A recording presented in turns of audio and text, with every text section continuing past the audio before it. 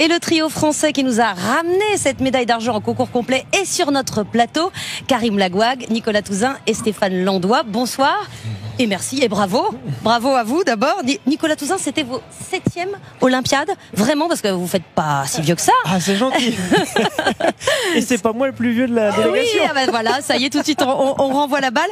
J'imagine que c'était quand même des Olympiades très particulières. Déjà, dans le parc de Versailles, c'est pas commun, c'est pas tous les jours. Non, c'est pas commun. On s'attendait à quelque chose de hors norme, ça c'est certain. Mais moi, j'ai été encore surpris et c'était même plus que ça.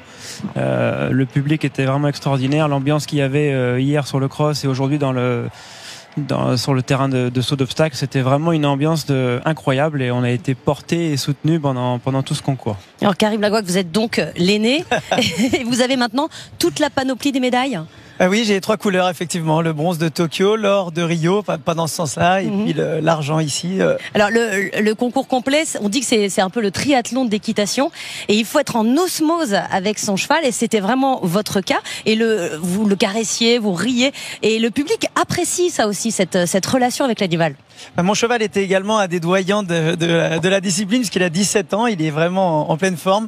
Le complet, c'est vraiment ça conserve les chevaux. Et oui, nous, on sait, on est très proche de nos chevaux. On est un peu malade avec ça. C'est comme un membre de la famille vraiment. Donc, c'est vrai qu'il faut être initié pour se rendre compte. Alors, Stéphane Landois, vous, votre cheval, c'est celui d'une amie qui est morte dans un accident, Thaïs Méheux. Donc, j'imagine que la victoire avait un sens très particulier aujourd'hui. Oui, forcément. C'était son rêve de venir ici avec ce cheval-là. J'ai récupéré Chaman après son accident et j'ai décidé de vivre son rêve pour elle, de venir jusqu'à Paris et accrocher cette médaille. Je l'ai fait pour elle aujourd'hui, donc c'était un grand moment. Oui. Et on vous a vu embrasser ses parents à l'issue de la compétition, c'était extrêmement émouvant. Alors votre équipe est 100% masculine, mais le concours complet, il est mixte. C'est, je crois, la seule véritable épreuve mixte aux Jeux Olympiques. Oui, ce sont les sports équestres qui sont mixtes, hein, et jusqu'à ce que l'Allemand, cette fois-ci, raville l'or. Eh bien, c'était une championne d'Europe en titre, une Anglaise, une Allemande au monde et également une Allemande aux Jeux Olympiques de Tokyo. Donc, et alors vous êtes 3 hommes, que se passe-t-il? Oui, il y a des femmes également, mais bon, à un moment donné, voilà, ça s'est fait comme ça. Et il y a des hongres, des étalons et des juments aussi.